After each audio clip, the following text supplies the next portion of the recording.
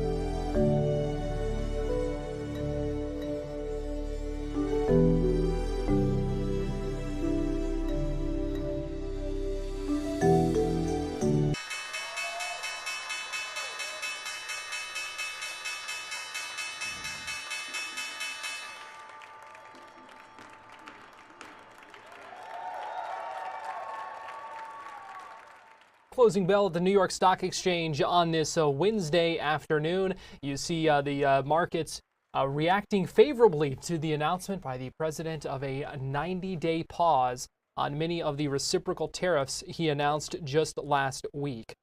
Good evening to you. Good afternoon, I guess I should say, and welcome into Fox 35 News Plus. I'm Garrett Wymer, and thanks for joining us on this Wednesday afternoon live on Fox Local, fox35orlando.com. and also on YouTube. It is 4 o'clock, and that means it's time for today's Top 4 at 4, where we break down 4 of the big stories that we're tracking in the Fox 35 newsroom this afternoon. And joining us live now for today's Top 4 at 4 is Fox 35 News anchor and reporter Marlisa Goldsmith. And Marlisa, we appreciate you joining us. Happy to be here, Garrett. Thanks so much. And our top story is the pause in the tariffs and an escalation of the tariffs with China. Walk us through that. Garrett, this has been a tit-for-tat battle between the U.S. and China for a while now when it comes to these tariffs.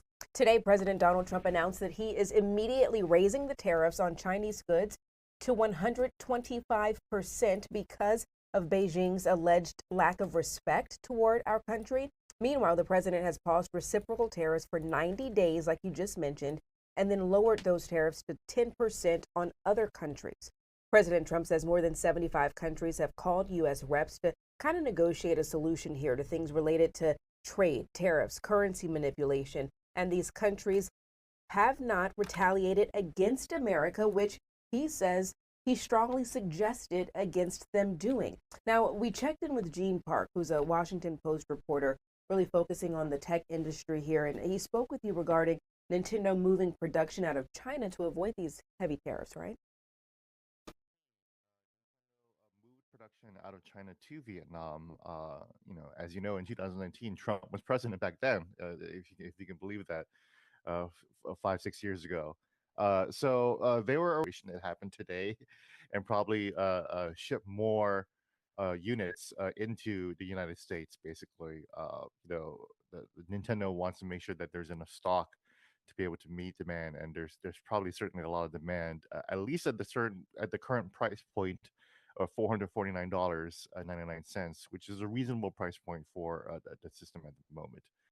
So yeah, interesting how the Nintendo Switch has kind of gotten a lot of attention with this, because it's one of the first new products that was kind of announced on the day that the tariffs were announced. Right. So not the best timing. No. Those pre-orders for it in the U.S. were supposed to start today. They put that on hold They announced, I think it was earlier this week, they announced that they were putting those U.S. pre-orders on hold to wait and see what was going to happen with these tariffs. But obviously, very much an evolving situation, as we saw this afternoon. This is the president's Truth Social post announcing it. He has talked a little bit about tariffs this afternoon. This is a live look at the White House right now as he's signing a number of executive orders. But going to be interesting to see where things go from here. Obviously, the stock market reacting very favorably. You can see the timestamp on that Truth Social post is 1:18 p.m. Wow. And if you look at that, I mean, you can see almost instantly things start to begin to really rebound after that announcement. Yeah, very interesting. I know a lot of people have kind of jokingly said, just don't even look, don't make a sudden move right now, just wait and let things play out. So I've been trying to avoid looking at the numbers as much as I can, Garrett.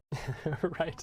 Well, we also know, though, there are some industries that are welcoming this. One of them is shrimping, and Fox 35's Esther Bauer talked to some folks in the shrimping industry along our Space Coast today, and we're going to talk with her at 4:30 about that, because they said this is something that is welcome news for their business, and so interesting to see things from that perspective as well. Of course. Let's move on to story number 2 and some new details in this as the court proceedings move forward in this high-profile Seminole County carjacking case. Always interesting developments in this. Yes. This was a very wild story. As you remember, it happened back in April of 2024, so almost a year ago now. A woman, Catherine Aguas Vivas, was carjacked. This is video that you're looking at of that carjacking happening in Winter Springs, and she was later found dead in Osceola County. Now, investigators say this all was a result of drug money. Aguas Vivas traveled from South Florida here to Central Florida to collect $170,000 allegedly tied to drug trafficking. Well, now her husband, Miguel Aguas Vivas Luzardo, played a role in putting her in harm's way, according to investigators. He has been indicted by federal prosecutors accused of actions that allegedly contributed to her death. I mean, there were plenty of theories that were circulating around when this first happened. It just didn't seem like this was some random attack at the time. But now, as you said, every single time there's a development in this case, it's just something that is so shocking. Yeah, there have already been a lot of twists and turns, and that as things continue to move forward, because there are several people facing charges, obviously one person pleading guilty now, you expect more details probably to come out even more, and who knows where those will go. I know, and I have a feeling that investigators had an inkling or a lot of this information earlier on, but because of the nature of the case and wanting to make sure that they dotted all their I's and crossed all their T's in leading up to a court date, I think that they could not release as much as they knew when they did. So obviously more developments will come out, and this will be a very, very interesting court case to follow once all these parties are before a judge. Something to watch closely as it continues Very to much move so. forward. Meanwhile, on Capitol Hill today, a confirmation hearing for the new nominee for NASA administrator, something obviously that we also watch closely here in this region. Yes, we do. So billionaire spacewalker Garrett Wymer, he's a nominee for NASA's top job here. And you may remember he was nominated by President Trump to become NASA's 15th administrator. Now, if confirmed, the entrepreneur would become the youngest person to lead the space agency and among only a handful of administrators who have actually gone into space. Today, Wymer outlined his vision for space exploration that really puts a priority on sending more astronauts to Mars. He also assured the senators that were there at the hearing that he would not give up on the moon. And he said he wants the U.S. to beat China in landing astronauts there. So a very competitive market. We know this when it comes to space exploration. And it sounds like he's saying a lot of positive things that will, help people encourage him to take the spot following the nomination from the president. And you mentioned going to the moon. We know the Artemis astronauts were actually there, as were his crewmates from the recent Polaris mission that he was on. So they were in attendance there as well. But one of the interesting exchanges during this confirmation hearing, things got a little bit contentious when Senator Ed Markey, a Democrat from Massachusetts, was asking Isaacman about his ties to Elon Musk, because obviously we know Elon Musk with SpaceX, and he has close personal and financial ties with Isaacman. And so Senator Markey was asking him about what role Musk might have played in encouraging or asking even Isaacman to be the administrator of NASA, questioning about potential conflicts of interest and that kind of things because of money, a lot of money that Isaacman has spent with Musk's companies. And so I want to play for you a little bit of that exchange when they were specifically asking about the meeting at Mar-a-Lago when Trump asked Isaacman to be his nominee for this position. So did you meet with him? I would not say we had a meeting. We probably had a conversation in passing, Senator. Okay, during that same trip, then President-elect Trump offered you the NASA administrator job. Is that correct? At the conclusion of the meeting, Senator, he did. Thank you. Was Elon Musk in your meeting when Trump offered you the NASA position at Mar-a-Lago? Senator, I was interviewed by the President of the United States. Was Elon Musk in the meeting when he offered you the job? Senator, my meeting was with the President of the United States. So Elon Musk was not in the meeting. Is that what you're saying? Senator, I was being interviewed and speaking with the President of the United States. You can just say he was not in the meeting. Was he in the meeting or not in the meeting? Senator, I'm trying to be as transparent as I can. I was being interviewed by the President of the United States. It's not a difficult question. Was Elon Musk in the room when the President offered you the job? Senator, my meeting was with the President of the United States. I'm assuming that you don't want to answer the question directly because Elon Musk was in the room. I think that's the only conclusion anyone listening to this could reach, unless you want to dispel us of that notion. Senator, again, I was being interviewed by the President of the United States. So not really a question that he wanted to answer straight up, as you saw, and that was only a portion of the exchange. The total thing, I think, was about 2.5 minutes. That was a little over a minute there. So wow, I mean, very telling. Anybody with a little common sense could put two and two together there. Well, and that's kind of what Senator Markey was saying. He was saying, well, I think we can draw an inference from this, unless you want to dispel us of that. And he still didn't really answer the question at that point. So we'll see what happens. Obviously not expected to be, probably not something that will cost him the nomination, but still an interesting exchange there in that confirmation hearing today, and something we are watching. Now, I do wonder if he was advised, like, was he given a heads up? You'll probably be asked this, so make sure you stick to the script here. Do not answer. He did stick, if that was the script, he did stick to it. You got to give him credit for that. Well, in some other space news, let's go ahead and take a live look from our Launch Credit Union camera in Titusville ahead of tonight's launch of the Kuiper project, the first Amazon satellites being launched to space tonight, if all goes well. Yeah, so this is Amazon's Kuiper project, as you mentioned. It's an initiative to increase global broadband access through a constellation of more than 3,000 satellites in low Earth orbit. Now, the mission obviously here is to deliver fast and reliable internet to people all around the world. The mission is named KA-01 for Kuiper Atlas 1, and it's going to launch on a Alliance Atlas rocket. That's going to happen at 7 p.m. on Wednesday, April 9th. That is today, from Cape Canaveral's Space Force Station. So we're just a few hours away from that. Amazon's last proto-flight mission was in October of 2023, and officials say that there have been significant upgrades made from the two prototypes that were successfully tested back then, almost 2 years ago.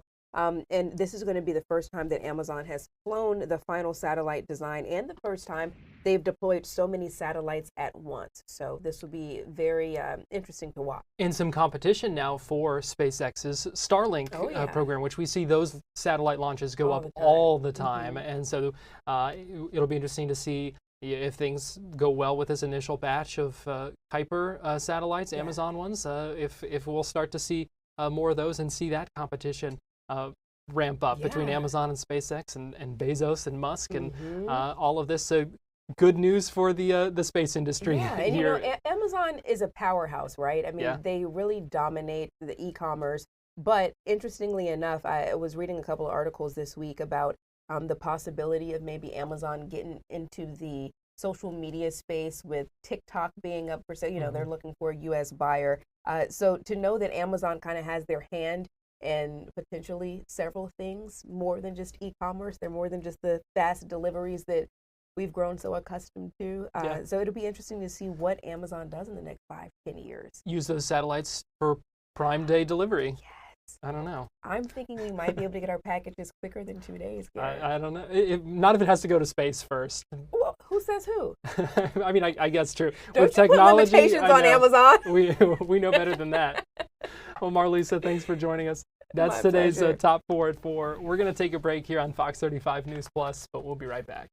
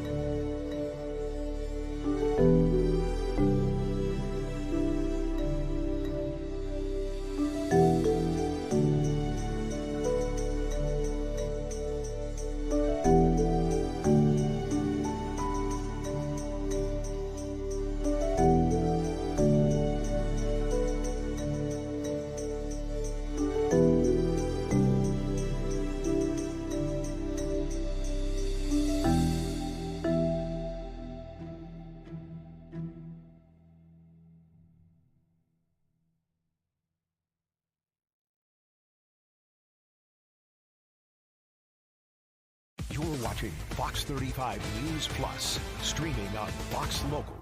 Fox 35 Storm Team meteorologist Noah Bergeron joins me now. And Noah, a little bit cooler this time than it was when we talked at the same time yesterday.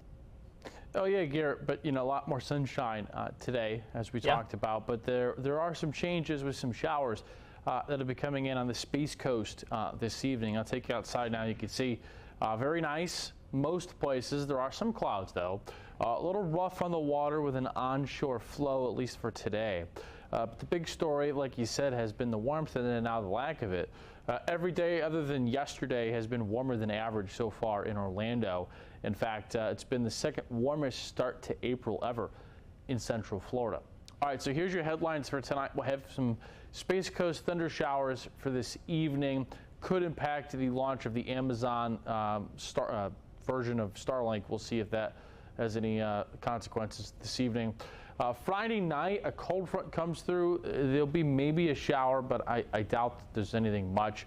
Then a big time 180 is coming in for next week with temperatures that will try to get into or past the 90s the middle or end of next week. All right, so 78 in the Villages right now, 72 in Palm Coast, 79 in Orlando, 74 Titusville. But look over here, we have some showers offshore, and these showers here are pushing inland. So heads up Titusville, folks, Cocoa Beach, Melbourne, New Smyrna, Bithlo eventually, St. Cloud. These showers over here will be moving this way over the next, let's say, 3 to 6 hours. Temperatures so far today got to 79 in Orlando, Tampa, 81 Fort Myers, 80 West Palm, 81 so far in Miami. Right now you can see warmer on the west coast thanks to that easterly flows, 77 in Tampa versus 74 in Melbourne, and 81 in Fort Myers versus 79 currently in West Palm. Humidity has come down a lot. It's going to come down even more tomorrow and substantially even further over the weekend,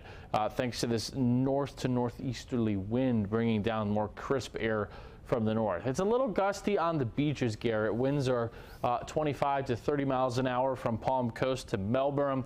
The gusts about 17 in Orlando, about 12 in the Villages. On the high-res visible satellite, you can see a non-tropical area of low pressure out here swirling, trying to form on our front, and that's going to push some of these clouds in from the Atlantic through the evening. Maybe a few showers on the Space Coast, but other than the Space Coast, I think that'll be probably about it. Warmth is plentiful outside of New England and Chicagoland. Pretty wild. It's 33 now in Chicago, yet 73 in Kansas City. I mean, that does happen, but just goes to show you there's still cold to talk about on the board tonight. 63 in Knoxville, 52 up in Lexington, 80 over in Dallas or so, 56 in Raleigh, and about 71 now currently in New Orleans. So there's your weather map. There's that area of low pressure offshore tonight, which will push in some showers. Then we'll watch this cold front right here. That will come through here Friday evening with maybe a shower. So here's your 7-day. Tomorrow, about 80, teeny chance of a shower. Teeny chance of a shower again Friday, mainly in the evening. It's breezy Friday, southwest winds. Saturday, it's breezy northwest winds, but it's 76. Chilly, chilly, chilly. Saturday night into Sunday morning. We're in the high 70s on Sunday. 85 on Monday. 89 next Tuesday. We'll make a run back to 90. Maybe not getting quite into the 90s next Wednesday. We'll see. We'll kind of just fluctuate in the mid to high 80s the middle part of next week. And our East Coast 7-day, going to try to show you more of this going into this summer season, as there obviously is a pretty stark difference in the forecast on our East Coast. And tonight I'll feature the Cocoa Beach area for you. Tomorrow, a 20% chance of a shower still coming in off the water. 10% on Friday. Breezy for the weekend, but highs are only in the low 70s. So is it super warm to be at the beach? Not really. But it's sunny at least. Next time we'll get back into the 80s on Cocoa Beach. Merritt Island Satellite Beach probably be about next Tuesday into Wednesday, Garrett. All right, not a bad looking forecast there. Really looking forward to that weekend forecast. Going to be a chilly start to those mornings, but during the day, doesn't get much better than that. Yeah, you know, these cold fronts are, they're getting very few this late in the year, so this could be one of the last ones we have. All right, good to know. Fox 35 Storm Team meteorologist Noah Berggren, we appreciate you joining us this afternoon. Thank you, sir. We're going to take a break, and we'll be right back.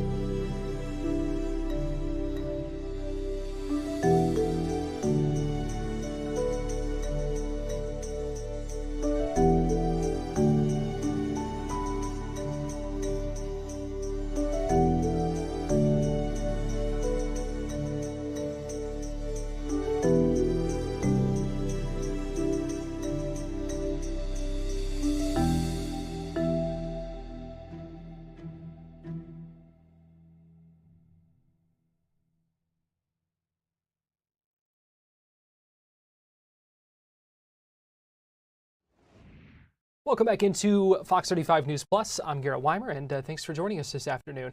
Live look right now inside the Florida Senate as they debate Senate Bill 1318, a committee substitute for that bill. The bill sponsored by Senator Aaron Grawl, a Republican of Vero Beach. You're looking at right now Senator Rosalind Osgood, a Democrat from Fort Lauderdale, as debate continues over this bill. We just heard from Tom Leek, a Republican from Ormond Beach, saying some protections that he would like to see added to this bill. This is the third reading of this bill, so once debate ends here, they will vote on this, whether the Senate hopes to pass this bill. So let's go ahead and listen in as this debate continues over hands-free phone use inside the car.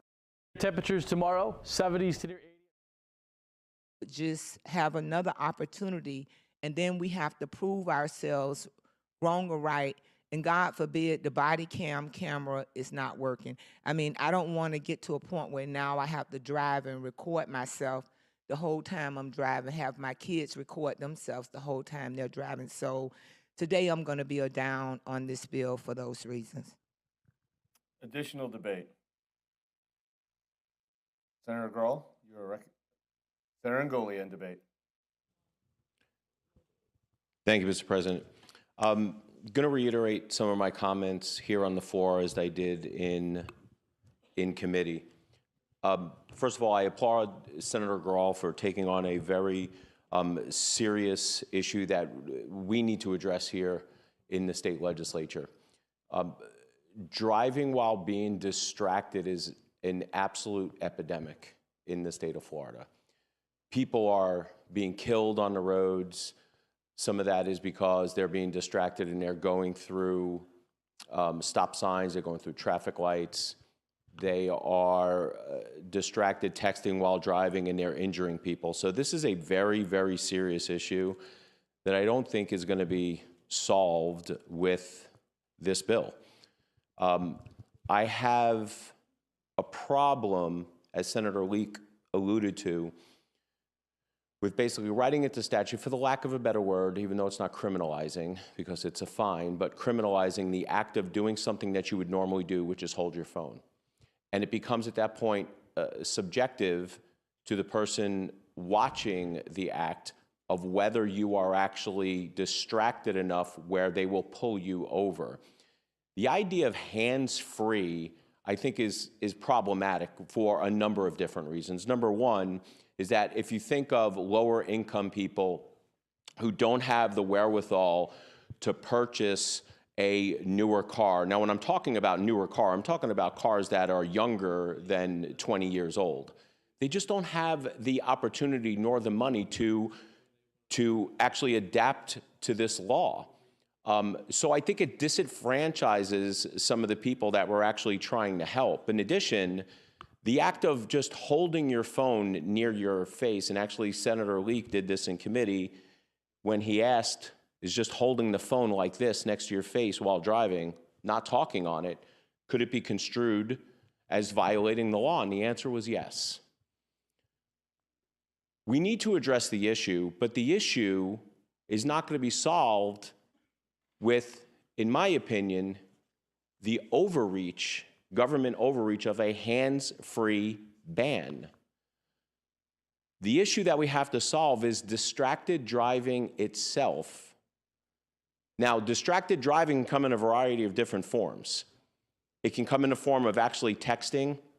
It can be in the form of watching a video while you're on the phone. It could be shaving while you're driving, doing your makeup while you're driving, eating while you're driving. None of the things in this bill will address the root cause and the root problem of what we're seeing, which has become an epidemic, and that is distracted driving. I think there are other ways to get to the solution than ban holding your phone while you're driving. Under this bill, under this bill, your phone cannot touch any part of your body while you're driving.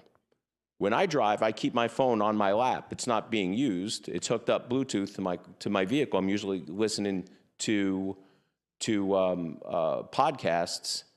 And if I pick up that phone to change the podcast, I'm probably going to be in violation.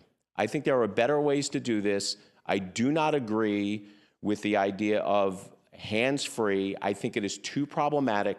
It will cause problems. It will disenfranchise people. And I think we're going to do more harm than good passing this bill into law. So I would. That's Senator Blazin Golia speaking. We've now heard from several senators with concerns and speaking out against this bill ahead of its final vote in the Senate. So we will continue to monitor this. We are going to go ahead and go to break here on Fox 35 News Plus, but we'll be right back after this.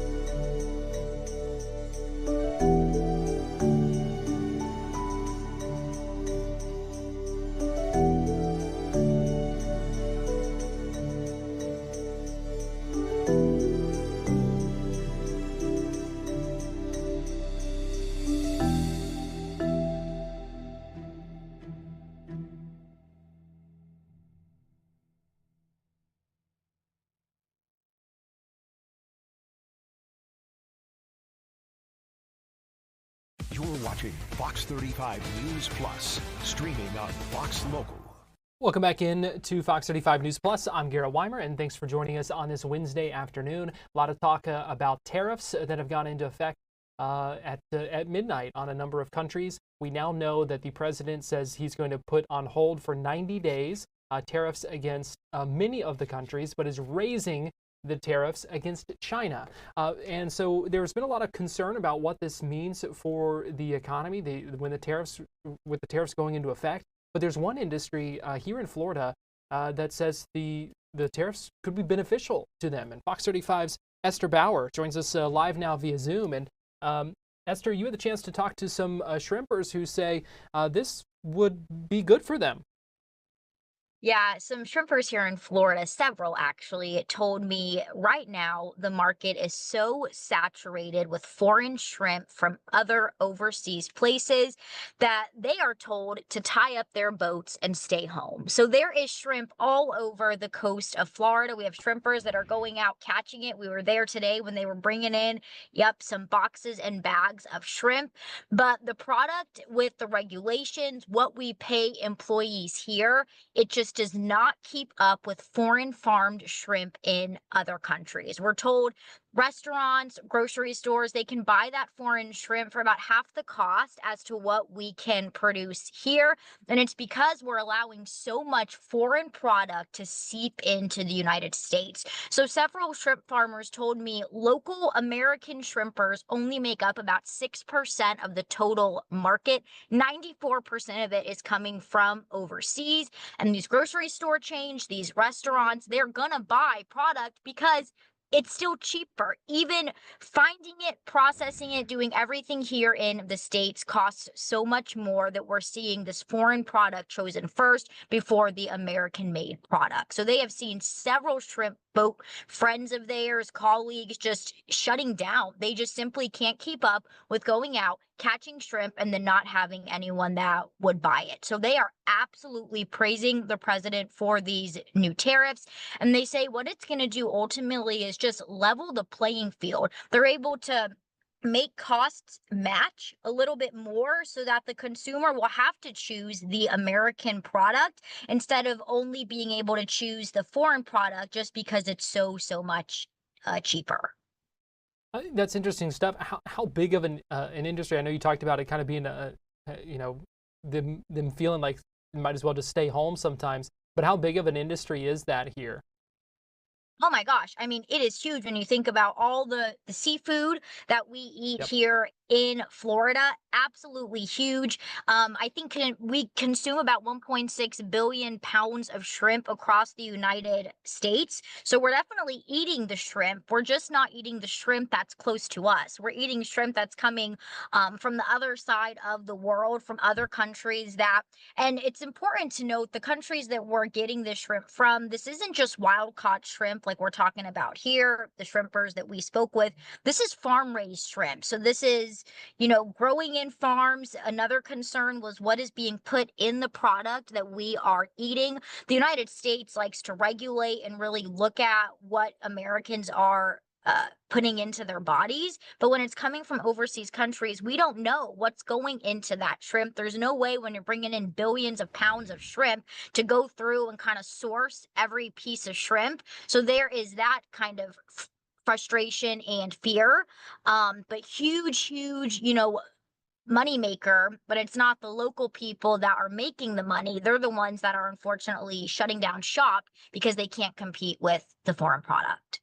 All right, going to be interesting to see where things go from here, but certainly positive signs for folks in that industry if they say that those things will help them. So interesting to watch. Fox 35's Esther Bauer, we appreciate you joining us here on Fox 35 News Plus. Thank you, and yes, a lot to track moving forward. All right, Esther, thanks. We are also learning some new details about an arrest in the hours after, or excuse me, in the moments after the Florida Gators national championship win. Officials now warning about celebratory gunfire. And Fox 35's Randy Hildreth joins us live now via Zoom. And Randy, let's talk about this situation. Man now facing charges for how he celebrated. Yeah, good evening to you, Garrett. So, a situation where celebrations went too far, and thankfully, give context for the story, no one was hurt. But I want to emphasize that it is thankful that no one was hurt because police say that this suspect, Garrett Atkinson, fired off several rounds of gunfire. This is his mugshot here. And when I was going through the arrest affidavit, Winter Park police say they were interviewing the person who was in the car with him at the time, trying to sort through what was going on. And that witness said, quote, that Atkinson allegedly started shooting because, quote, due to happiness of the Gators winning the game. And so if you are familiar with Lee Road, that area, witnesses and investigators say it happened near the Miller's Ale off Lee Road and Orlando Avenue. Officers were working traffic detail in the area. They heard gunfire, came to this area, and a witness, they saw a man walking down the street, patting himself. And we're talking to him about, are you okay? We just heard gunfire. And he was saying, one, I was trying to make sure that I was okay. But I saw a man in a white truck allegedly firing out of the vehicle. And this was shortly after the Gators won that championship game. So they started putting the pieces of all of this together, tracked down Atkinson a short distance away, and he was taken into custody. Wait, so police say he was inside the car at the time, firing outside the car? Yeah, so according to the arrest affidavit, Atkinson was in a truck driving down the road and was allegedly shooting out of that truck. Witnesses who were near the Miller's Ale say that there were people outside, so it's not clear if he was shooting in the air. People who were outside may have thought that he was shooting towards them. That is unclear. But we do know, based on the arrest affidavit, what witnesses have said, that he was shooting. And this was, according to the witness, celebratory gunfire because the Gators had won the championship game. I know you said a good thing that no one was hurt in this, because we have had several cases recently, you don't even have to look that far back, where we have seen people injured, if not killed, by what investigators believe is celebratory gunfire. We have. I do want to give a little bit more context about this. When police were doing their investigation, when they caught up to Atkinson and pulled him from the vehicle and were looking through the vehicle, according to the arrest affidavit, 10 empty bullet casings were found in the car. So that gives you context to potentially how many times he fired off that gun. But when we talk about not just this incident in isolation, when we look back to January, we have New Year's Eve celebrations, and we have covered stories very recently where people have been injured or killed due to celebratory gunfire. And you have to put it out there that law enforcement don't want you to do this. One, because it's illegal, and two, because it is dangerous. And they have said, just because you are not shooting at someone doesn't mean that someone won't get shot. When that bullet goes up, it has to come back down. Or when that bullet is shot out of the gun, there is a destination that it has to reach. Law enforcement has said a bullet can travel more than a mile away from the place where it's been shot. You always hope that, one, nobody is doing this, but if they shoot off celebratory gunfire, that no one is hurt or killed. But we have seen instances where people have been hurt or killed by this.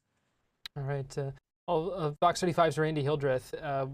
A lot of important points there, and you can't say it enough that the dangers of doing something like this, and just to echo what you said, thankfully no one was hurt this time, but someone facing serious charges because of the incident. So, Randy, we appreciate you joining us here on Fox 35 News Plus.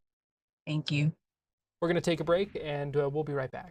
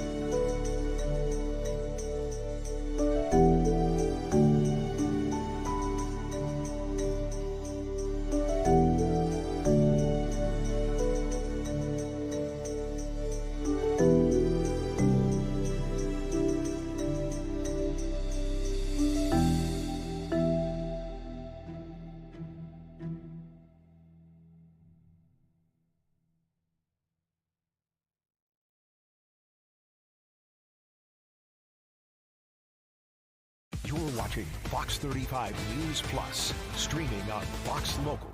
Welcome back into Fox 35 News Plus. I'm Garrett Wymer, and thanks for joining us. Police in Fort Myers hope a new image will help crack a cold case kidnapping that stems back 18 years. Police say Brian Dos Santos Gomez was last seen December 1st of 2006. He was 4 weeks old at the time when investigators say he was abducted at knife point. he would now be 18 years old, and investigators don't know where he is or whether he even knows about his past. And so yesterday, Chief Jason Fields from the Fort Myers Police Department unveiled this new image that they hope will generate some more leads in this case. Nearly 2 decades after the bizarre abduction of a 4-week-old baby in Fort Myers, Florida, can new investigators and this new image finally bring home Brian DeSantos Gomez? This is what he may look like today at age 18. For 18 years, our department has never stopped searching for answers. We have never given up hope, and our commitment to uncovering the truth has never wavered. This case has always mattered, and it still matters today.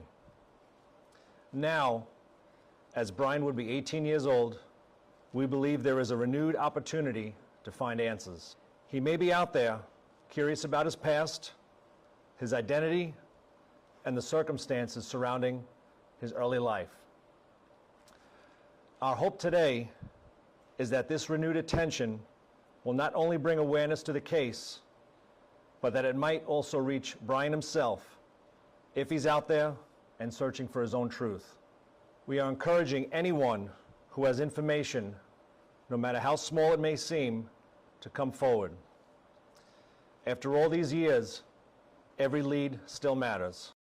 Something they are still looking into, and that new image is an age-progressed image. It was created by forensic artists at the National Center for Missing and Exploited Children. And earlier today, I had the chance to speak with the supervising forensic artist with the organization, NCMEC, as they call it. His name's Colin McNally. He talked me through the process for this and the role that images like this play in cracking cold cases that, to this point, have proved to be difficult to solve.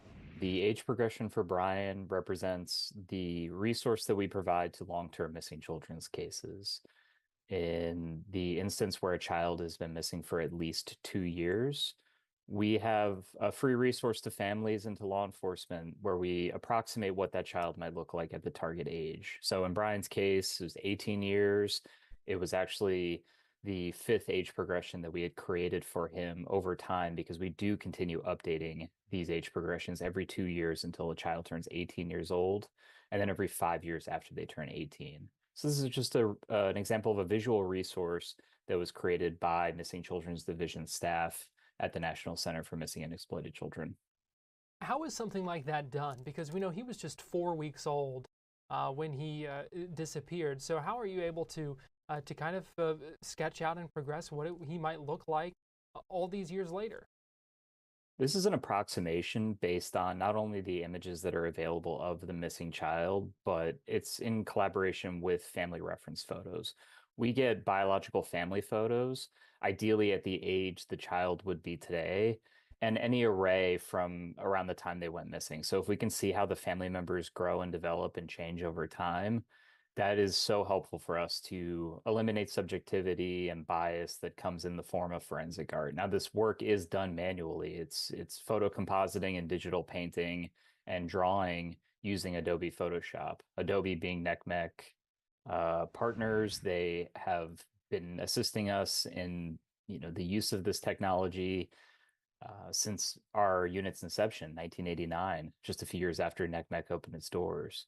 And Photoshop being, for my money, the best photo compositing software out there. It allows us to implement those family reference photos, utilize stock photo imagery, digital paint, and composite in a way that allows us to create these images. And really, at the end of the day, we're trying to create something that can spark recognition in the public. This is a tool for law enforcement to assist in the investigation and to be a supplemental visual piece of information for the public to hopefully recognize these children.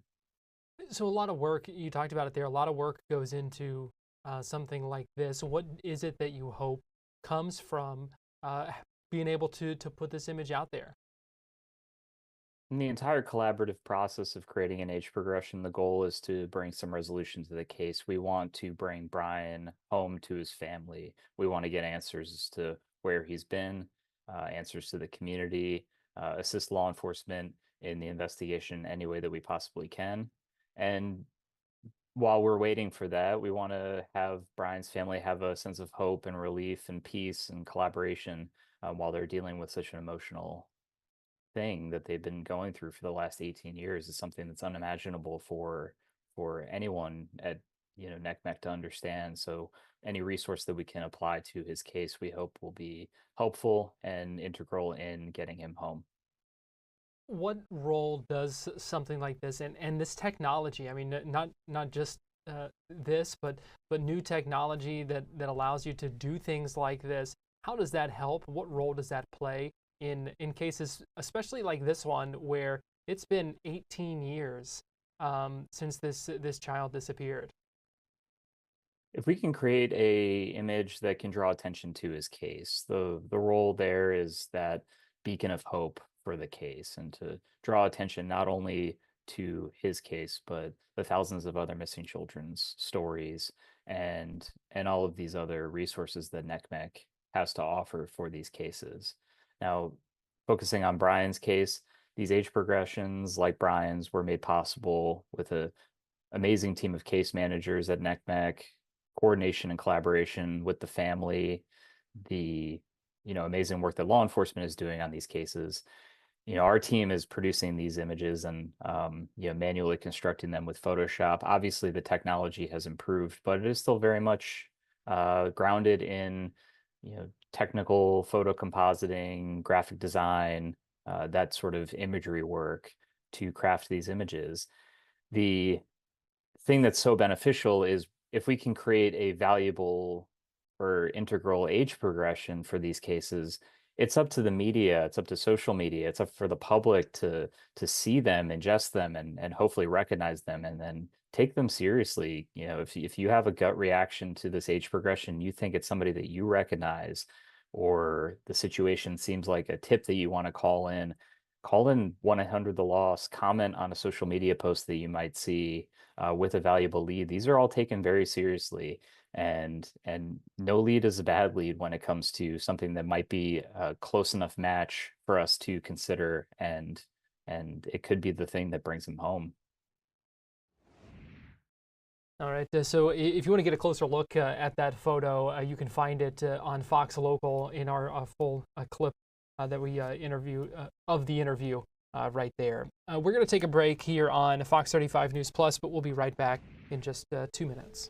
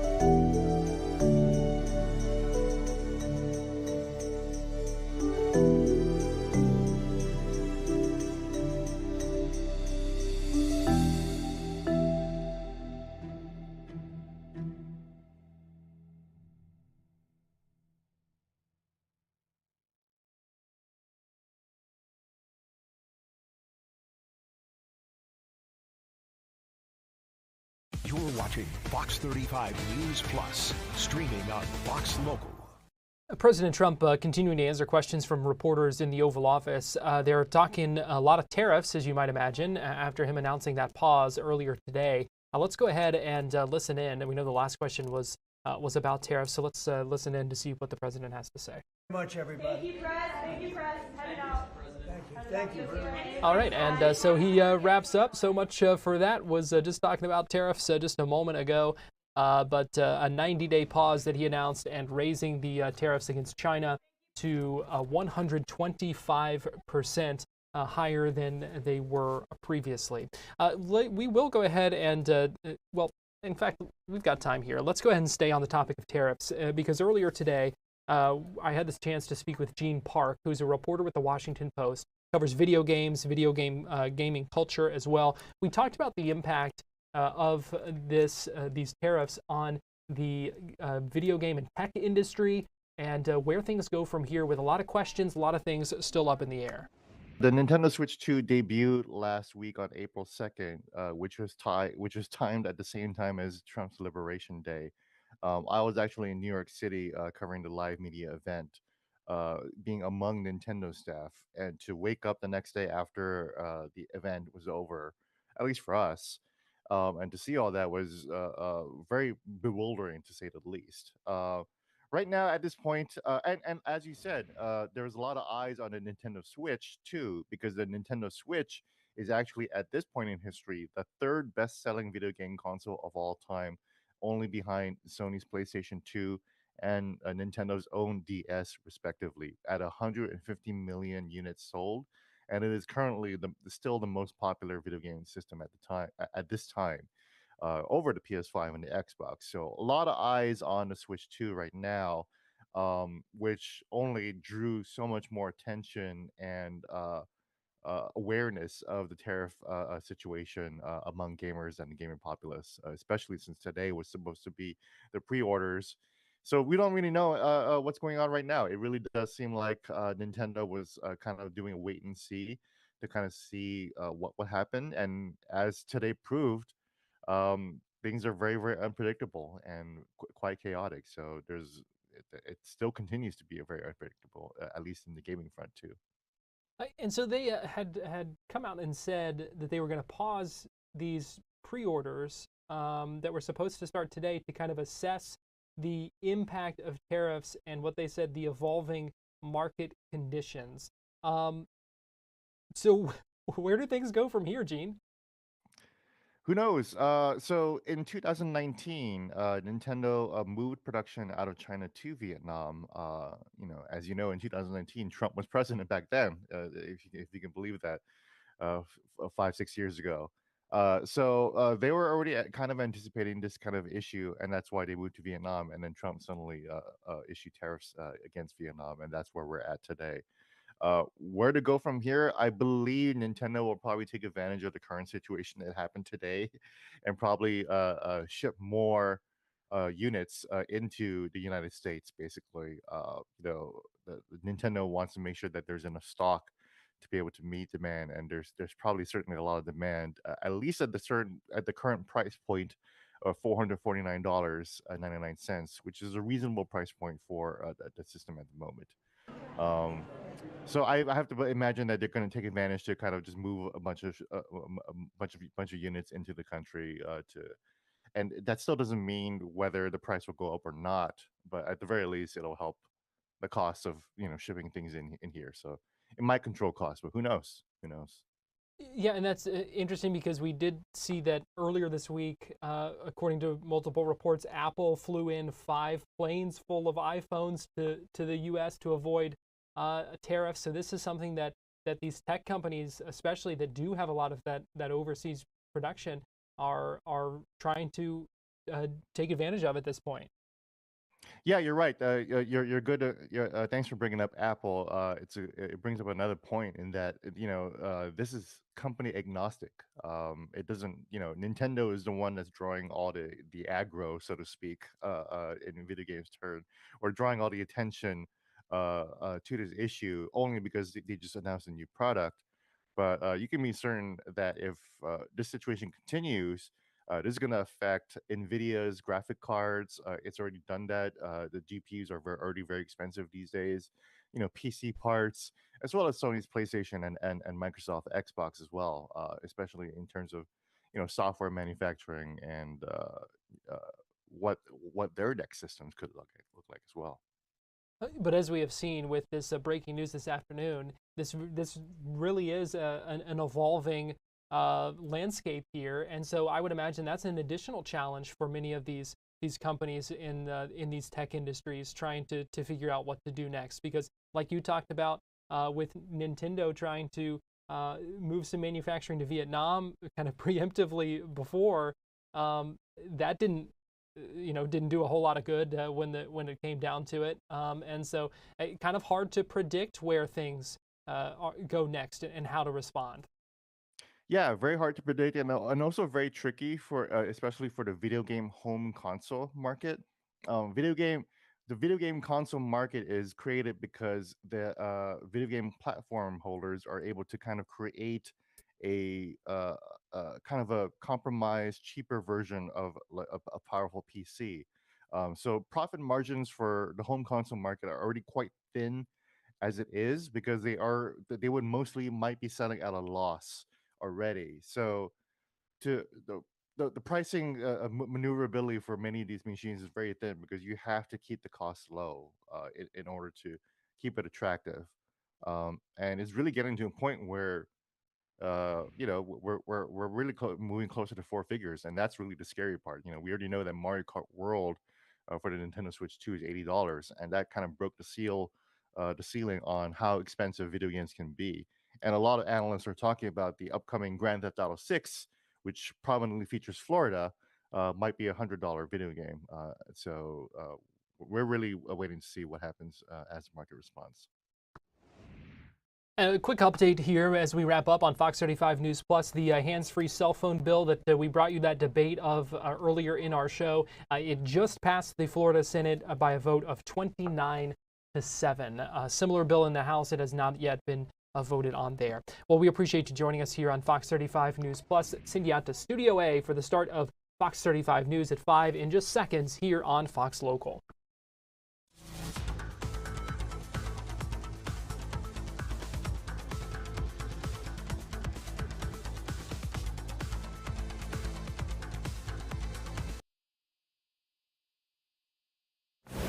Welcome to Fox 35 News at 5. An illegal immigrant accused of slamming into a police cruiser.